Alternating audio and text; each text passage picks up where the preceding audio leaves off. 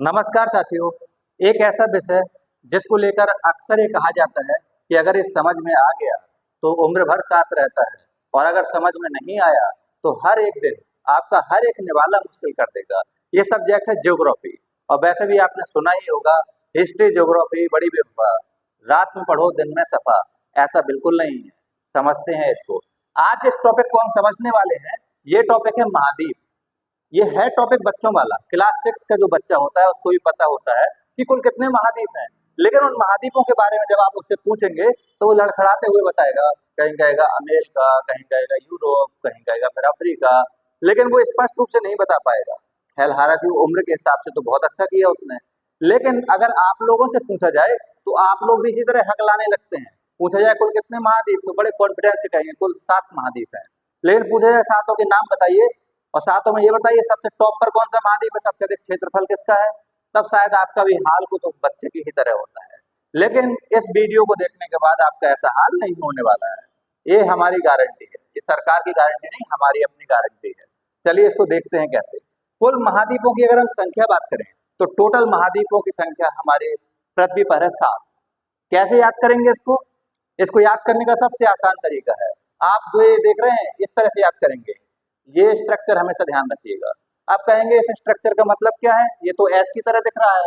जी बिल्कुल एस की तरह दिख रहा है। इसको याद कैसे करना है?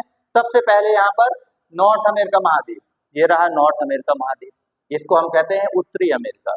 अब हिंदी इसलिए बताना जरूरी है, हो सकता है कुछ लोगों को ये अफसोस हो कि हम हिंदी माध्यम के हैं, हमको हिंदी में बताइए। तो इसको कहते हैं उत्तरी अमेरिका। और जैसे ही इसके आप साउथ में यहाँ आएंगे तो ऐसे एक महाद्वीप का नाम है साउथ अमेरिका। आपको पता होगा कि सबसे पहले कोलंबस भाई साहब ने इस महाद्वीप के पास यहाँ छोटे छोटे से द्वीप हैं, इनकी खोज की थी, और इसलिए इसको नाम दिया था अमेरिका। एक भाई साहब और थे, इनका नाम था अमेरिगो वेसापुस्की, उनके नाम पर इसका नाम पड़ा अमेरिका। लेकिन आने वाले समय में जब स्पेन के लोगों ने साउथ अमेरिका की खोज कर ली, कहा एक और महाद्वीप मिला है, बहुत बड़का है, ऊपर बारे की तरह, तो इसका नाम दे दिया साउथ अमेरिका। तब इसको कहना पड़ा नॉर्थ अमेरिका। तो सबसे ऊपर नॉर्थ अमेरिका, उसके बाद साउथ अमेरिका, उसके बाद यूरोप में नहीं पहुंचना है, अभी आप पहुंचेंगे अफ्रीका महाद्वीप में। हमने बताया ना आपको, याद इस सर्कल से रखना है। नॉर्थ अमेरिका, साउथ अमेरिका, उसके बाद अफ्रीका, और अफ्रीका के नॉर्थ में यूरोप महाद्वीप, और यूरोप महाद्वीप का पड़ोसी महाद्वीप है जिसका नाम है एशिया महाद्वीप। आप देख सकते हैं कि सभी महाद्वीप एक दूसरे से अलग हैं और जल ने पूरे को घेरा हुआ है, लेकिन इन दोनों के बीच भाई बहन का नाता है और ये दोनों एक साथ रहते हैं। इसलिए इन दोनों को प्यार से कहा जाता है यूरेशिया, यानी यूरोप और एशिया, क्योंकि ये दोनों एकमात्र महाद्वीप हैं जो आपस में मिले हुए हैं अभी भी। अब भविष्य का कुछ नहीं कह सकते, 1000 साल 500 साल बाद अगर ये अलग हो जाए तो भाई बहन के भी टकराहट होना कोई बड़ी बात नहीं है। इसके आगे चलिए देखते हैं। यूरोप महाद्वीप के बाद एशिया महाद्वीप, तो यहाँ देखिए यूरोप, उसके बाद एशिया, और एशिया के बाद जैसे आप साउथ की ओर आएंगे तो आपको मिलेगा ऑस्ट्रेलिया महाद्वीप। अब आपको ये भी जानना जरूरी है कि ऑस्ट्रेलिया दरअसल कोई महाद्वीप है नहीं। ऑस्ट्रेलिया क्यों कहते हैं फिर? दरअसल महाद्वीप का नाम है ओसेनिया। ओसेनिया के अंतर्गत ऑस्ट्रेलिया और साथ साथ बहुत सारे छोटे छोटे से देश हैं, इनको शामिल किया जाता है। लेकिन जैसे किसी घर में आप देखते होंगे कि बड़ा लड़का जो होता है उसके नाम पर घर का नाम जाना जाता है, कहते हैं कि उनका घर है या उनके माता पिता है। इसी प्रकार से उन सभी ओसेनिया भाइयों में सबसे बड़ा ऑस्ट्रेलिया है, इसीलिए हम लोग कह देते हैं ऑस्ट्रेलिया महाद्वीप। ऑस्ट्रेलिया महाद्वीप के जैसे आप साउथ में आएंगे तो एक और महाद्वीप है जिसको कहा जाता है अंटार्कटिका महाद्वीप। क्या कहा जाता है? अंटार्कटिका महाद्वीप। तो आपको कुल याद रखने, अब आपसे कोई आंख बंद करके पूछे तो आपको बताना है सबसे पहले north America, south America, Africa, Europe, Asia, Australia और अंटार्कटिका, ये महाद्वीपों के नाम हो गए हैं। कोई पूछे सबसे बड़ा महाद्वीप कौन है, तो अभी हाल बताते हैं इसके बारे में। सबसे पहले स्थान पर है एशिया महाद्वीप, उसके बाद है अफ्रीका महाद्वीप, उसके बाद ये भाई साहब नॉर्थ अमेरिका, फिर साउथ अमेरिका, उसके बाद यूरोप, ऑस्ट्रेलिया। आपको 5वें स्थान पर इसको देना है अंटार्कटिका को। ऐसा इसलिए क्योंकि अंटार्कटिका क्षेत्रफल में बड़ा महाद्वीप है, हालांकि यहाँ पर लोग निवास नहीं करते हैं। अब चलिए हम इनकी कुछ विशेषताओं के बारे में जानते हैं। कहते हैं ना, हर एक इंसान की कुछ विशेषताएं होती हैं, या तो वो बहुत अच्छा भी हो सकता है, बुरा भी हो सकता है। इसी प्रकार से इन महाद्वीपों की भी अपनी कुछ विशेषताएं हैं, और इन विशेषताओं के बारे में जानना बहुत जरूरी है। क्योंकि आप कोई भी एग्जाम उठाकर देख लीजिए, इनसे क्वेश्चन पूछे जाते हैं, तब आपको लगता है कि ये फैक्चुअल इन्फॉर्मेशन था, पढ़ाया ही नहीं है सर ने। तो ऐसा नहीं है, आप इसको ठीक तरीके से पढ़ते नहीं है, आप रटने की कोशिश करते हैं। देखिए, सबसे पहले नॉर्थ अमेरिका महाद्वीप। नॉर्थ अमेरिका महाद्वीप की कुछ विशेषताएं हैं। सबसे पहली बात, इस महाद्वीप में जितने देश हैं, टोटल कितने देश हैं, ये आपको कमेंट करके बताना है, और नहीं भी बता पाएंगे तो अभी हम बता देते हैं इसके कितने कंट्री हैं। तो इसमें जितने भी कंट्री हैं, उन सभी कंट्री की सीमाएं समुद्र से लगी हुई हैं। समुद्र मतलब यहाँ पर महासागर है। इस साइड जो आप ये देख रहे हैं, ये है आप कौन सा महासागर, आंध्र महासागर, और इस साइड आप जो देख रहे हैं, ये है प्रशांत महासागर। तो इस महाद्वीप के हर एक देश की सीमाएं समुद्र को टच करती हैं, ये इसकी विशेषता है। दूसरी विशेषता है कि इस महाद्वीप में दो ऐसे कंट्री हैं जिनके बीच सबसे लंबी रेखा खींची हुई है, और वो है कनाडा और अमेरिका। इस बार का एग्जाम आप देख लीजिए, 2024 यूपीएससी का एग्जाम, ये पूछा गया है कि विश्व की सबसे लंबी सीमा रेखा किन दो देशों के बीच है, तो वो है अमेरिका और कनाडा। इसके बाद आते हैं साउथ अमेरिका महाद्वीप में। आप साउथ अमेरिका महाद्वीप में घूमने जाएंगे बाबू, तो आपको सिर्फ और सिर्फ यहाँ पर पक्षी मिलेंगे, जंगल मिलेंगे, अमेजन नदी मिलेगी, सबसे बड़े जंगल यहाँ पर हैं। इसलिए कहा जाता है उन जंगलों को, अमेजन के जंगलों को, ये पृथ्वी पर फेफड़े की तरह हैं। जैसे फेफड़ा होता है ना हम लोगों का, ऑक्सीजन लेता है बाहर से, फिर हमारे अंदर ब्लड में क्रियाएं होती हैं ताकि हमको फिर ऊर्जा मिल सके। सेम उसी प्रकार से इस महाद्वीप की भी विशेषता है, इसलिए इसको कहा जाता है पक्षियों का महाद्वीप। अब खुद सोचिए, सबसे ज्यादा जहाँ पर पेड़ होंगे वहां पर पक्षी भी बैठेंगे, तो इसलिए यहाँ पर सबसे घने जंगल पाए जाते हैं, इसलिए इस महाद्वीप को कहा जाता है पक्षियों का महाद्वीप।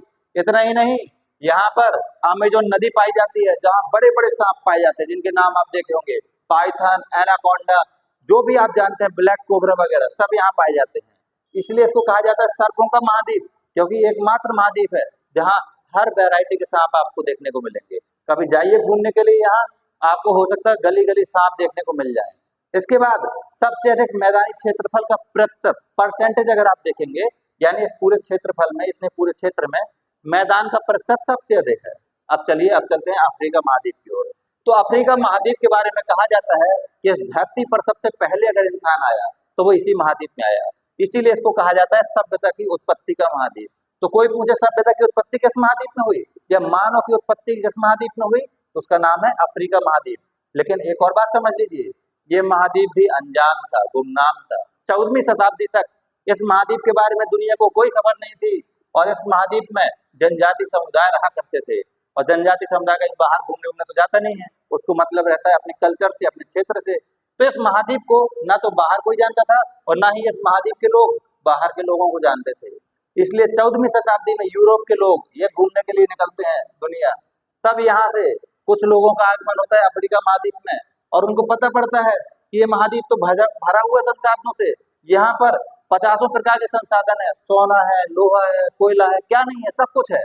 और सबसे अच्छी बात यह है कि यहाँ पर जनजाति समुदाय है, जिनके पास ना तो लड़ने के लिए तलवारें हैं, ना ही अस्त्र शस्त्र हैं। ये मासूम लोग जो सिर्फ भोजन के लिए पेड़ पौधों पर निर्भर हैं, उस जमीन पर निर्भर हैं, इनको लूटना बड़ा आसान है, इनको मूर्ख बनाना बड़ा आसान है। इसलिए यूरोप के लोगों ने आकर इन लोगों को प्रताड़ित करना शुरू कर दिया, और अगले 100 वर्ष के अंदर अंदर इस पूरे महाद्वीप पर ऐसा एक भी देश नहीं बचा था जिस पर इन लोगों ने कब्जा नहीं किया था। कुछ क्षेत्र फ्रांस ने ले लिया, कुछ क्षेत्र जर्मनी ने ले लिया, कुछ क्षेत्र ब्रिटेन ने ले लिया, कुछ क्षेत्र बेल्जियम ने ले लिया। इस तरह से हर एक देश ने, यूरोप के देश ने इनको आपस में बांट लिया। तो कहा जाता है ना कि इतना टूटा हूं कि छूने से बिखर जाऊंगा। ये इतना दर्द सहा है कि आज भी अपनी अच्छी स्थिति में नहीं आ पाया है। इसलिए इस महाद्वीप को कहा गया अंधकार महाद्वीप। कोई पूछे अंधकार महाद्वीप किसे कहते हैं, तो अफ्रीका महाद्वीप को। अब क्यों कहते हैं, इसलिए कहते हैं क्योंकि इसके बारे में 14वीं शताब्दी तक पूरी दुनिया में कहीं जानकारी नहीं थी। बाद में जानकारी मिली, सबसे बाद में इसी महाद्वीप के बारे में जानकारी मिली। अब जैसे इससे आप ऊपर की ओर चलेंगे तो ये आ गया यूरोप महाद्वीप। यूरोप महाद्वीप की विशेषता है कि यहाँ पर आपको मरुस्थल नहीं मिलने वाले, आप परेशान हो जाएंगे, मरुस्थल यहाँ पर नहीं मिलेंगे। तो मरुस्थल विहीन महाद्वीप कौन सा है, यूरोप महाद्वीप। और इसकी एक और विशेषता है, सबसे अधिक अगर आपको मैदान कहीं चाहिए तो इसी में आपको देखने को मिल जाएगा। अब आते हैं अपने पसंदीदा महाद्वीप पर, जिसका नाम है एशिया महाद्वीप।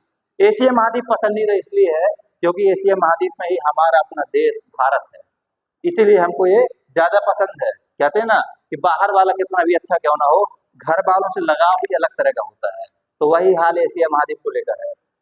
सबसे पहले इंसानों की उत्पत्ति अफ्रीका महाद्वीप में, लेकिन सबसे पहले अगर किसी सभ्यता का जन्म कहीं हुआ, यहाँ सभ्यताओं को बढ़ावा दिया, तो वो है एशिया महाद्वीप। इसलिए इसको कहा जाता है सभ्यता का पालना। पालना का मतलब समझते हैं, जब भी कोई बच्चा जन्म लेता है तो उसको पालने में लिटाया जाता है और अगले 2 साल 3 साल तक उसकी परवरिश ज्यादातर पालने में ही होती है। यानी कि बच्चे को बड़ा करने का जो प्रक्रिया होती है बहुत मुश्किल काम होता है, लेकिन इस महाद्वीप ने कई सभ्यताओं को जन्म दिया, चाहे होंगो नदी घाटी सभ्यता हो या फिर सिंधु घाटी सभ्यता हो, ये सभी बड़ी सभ्यताएं इस महाद्वीप पर जन्म लेती हैं। इतना ही नहीं, सभी महाद्वीपों में सबसे बड़ा महाद्वीप है एशिया महाद्वीप, इसलिए इस महाद्वीप को कहा जाता है महाद्वीपों का महाद्वीप। क्यों कहा जाता है? जैसे कहते हैं ना कि पिताजी के पिताजी, तो पिताजी के पिताजी का मतलब हुआ कि वो पिताजी से भी बड़े हैं। इसी प्रकार से सबसे बड़ा महाद्वीप ये है, इसलिए इसको कहा जाता है महाद्वीपों का महाद्वीप। इसके बाद आइए आगे चलते हैं हम लोग ऑस्ट्रेलिया महाद्वीप में। ये जो आप ऑस्ट्रेलिया महाद्वीप के दर्शन कर पा रहे हैं, इस ऑस्ट्रेलिया महाद्वीप में आप जाएंगे तो आपको हमारे रेगिस्तान की तरह हाल देखने को मिलेगा। बहुत मरुस्थल है यहाँ, और जहाँ मरुस्थल होंगे वहाँ पानी की कमी होगी, वहाँ की जमीन प्यासी रहती है, इसलिए इसको कहा गया है प्यासी भूमि का देश। क्यों? क्योंकि यहाँ पर भूमि हमेशा प्यासी रहती है, बारिश का इंतजार करती रहती है, लेकिन बारिश भी यहाँ होती नहीं ज्यादा। उसके बाद ऑस्ट्रेलिया महाद्वीप में आप जाएंगे तो आपको एक भी ज्वालामुखी देखने को नहीं मिलेंगे। तो क्वेश्चन आपसे पूछा गया है और पूछा भी जाएगा कि ज्वालामुखी विहीन महाद्वीप किसे कहा जाता है? ऑस्ट्रेलिया महाद्वीप को। अब चलते हैं अंटार्कटिका महाद्वीप को। अंटार्कटिका महाद्वीप सभी महाद्वीपों में 5वें स्थान पर आता है। पहले स्थान पर एशिया, दूसरे स्थान पर अफ्रीका, तीसरे में नॉर्थ अमेरिका, चौथे नंबर पर है साउथ अमेरिका, उसके बाद आता है अंटार्कटिका, यूरोप, ऑस्ट्रेलिया। यह है महाद्वीपों का क्रम। लेकिन अंटार्कटिका महाद्वीप की विशेषता आपको बताते हैं। अगर आप अंटार्कटिका महाद्वीप पर जाएंगे तो आपको हर तरफ सिर्फ और सिर्फ बर्फ ही बर्फ दिखाई देगी। ऐसा लगेगा कि कहाँ पर आ गए हैं, हर जगह सिर्फ सफेदी छाई हुई है। इसलिए इस महाद्वीप को कहा जाता है सफेद महाद्वीप या श्वेत महाद्वीप। और इसी महाद्वीप में आप जाएंगे तो जैसे आपको अगर बर्फ के ऊपर खड़ा कर दिया जाए तो आप स्थिर खड़े रहेंगे? नहीं रह पाएंगे, कभी इधर होंगे कभी उधर होंगे। क्यों होंगे? क्योंकि बर्फ हमेशा क्या रहती है? गतिशील रहती है। इसीलिए इस महाद्वीप को कहा जाता है गतिशील महाद्वीप। इसमें आप देखेंगे जहां खड़े रहेंगे आप खिसकते रहेंगे इस तरह से उस तरह, इसलिए इसको कहा जाता है गतिशील महाद्वीप। और सबसे अधिक माध्य ऊंचाई अभी पूछा गया था, शायद ये उत्तर प्रदेश पुलिस के एग्जाम में पूछा गया था या जीडी के एग्जाम में, कि सबसे अधिक माध्य ऊंचाई किस महाद्वीप की है? सबसे अधिक माध्य ऊंचाई वाला महाद्वीप है अंटार्कटिका महाद्वीप। तो इस प्रकार से आपको ये याद रखना है। और जैसा कि हमने कहा था कि आपको बता देंगे कि सबसे अधिक इसमें कंट्री की संख्या कितनी है, तो यहाँ पर 23 देश पाए जाते हैं। और आपको बताना है कि एशिया महाद्वीप में कितने देश हैं, अफ्रीका महाद्वीप में कितने देश हैं, यूरोप महाद्वीप में कितने देश हैं। ये काम आपका है, क्योंकि पढ़ाई सिर्फ कोचिंग संस्थानों के भरोसे नहीं की जा सकती है। पढ़ाई के लिए आपको कोचिंग के साथ सपोर्टिव भूमिका में होना पड़ेगा, जिसको हम लोग कहते हैं पूरक। यानी कुछ यहाँ सीखिए, कुछ अपने घर पर एफर्ट लगाइए, जो टास्क दिए जाए उसको कीजिए, ताकि आपके अंदर भी एक चाहत हो खोजी बनने की। जैसे आर्मी वालों के डॉगी देखे हैं, उनको आप टास्क दे दीजिए, वो जब तक पूरा नहीं करेंगे जब तक आते नहीं है वापस। उसी प्रकार से स्टूडेंट को होना चाहिए कि जो भी टास्क मिले जब तक वो पूरा कंप्लीट नहीं करेंगे तब तक कुछ नहीं करेंगे। तो उम्मीद करते हैं कि आपको इन महाद्वीपों के बारे में सब समझ में आ चुका होगा। अब अगर आपको महासागर जानने हैं तो इससे इतना जान लीजिए कि ये जो आप उत्तर का भाग देख रहे हैं, यहाँ पर जाएंगे तो पानी ही पानी है हर तरफ। उस महासागर को एक नाम दिया गया है, उसका नाम है आर्कटिक महासागर। क्यों कहते हैं? क्योंकि 66.5 अंश अक्षांश रेखा को आर्कटिक रेखा कहा जाता है और उसी के नॉर्थ में ये है, इसलिए इसको कहते हैं आर्कटिक महासागर। और ये जो आप देख रहे हैं एस के आकार का महासागर, ये एस बना हुआ है, देखिए इस तरह से एस बना है ये, इसीलिए इसको कहा जाता है अंटार्कटिक महासागर। क्या कहा जाता है? अंटार्कटिक महासागर। उसके बाद आप अगर यहाँ पर आते हैं तो ये एक महासागर ये है, इसको कहा जाता है हिंद महासागर। कौन सा? हिंद महासागर। इसी प्रकार से आप यहाँ पर आएंगे तो यहाँ पर एक महासागर फैला हुआ है जिसका नाम है प्रशांत महासागर। और प्रशांत महासागर सभी महासागर में सबसे बड़ा महासागर है। और यहाँ आप साउथ में आएंगे तो यहाँ पर एक महासागर है जिसको हम लोग कहते हैं दक्षिणी महासागर। हालांकि दक्षिणी महासागर के नाम का कोई महासागर था नहीं, लेकिन आपको इसलिए याद रखना है क्योंकि वनडे एग्जाम में सीधे सीधे पूछते हैं कि कुल कितने महासागर हैं, तब आपको 5 बताने पड़ते हैं। इसलिए बताने पड़ते हैं क्योंकि इसका दक्षिण का भाग और इस हिंद महासागर के दक्षिण का भाग और इस प्रशांत महासागर के दक्षिण का भाग मिलाकर एक अलग नाम दे दिया है, जिसको कहते हैं हम लोग कौन सा महासागर? दक्षिणी महासागर। दक्षिणी महासागर के ही दक्षिण में है अंटार्कटिका महाद्वीप। तो उम्मीद करते हैं कि आपके दिमाग में कुछ तो गया होगा।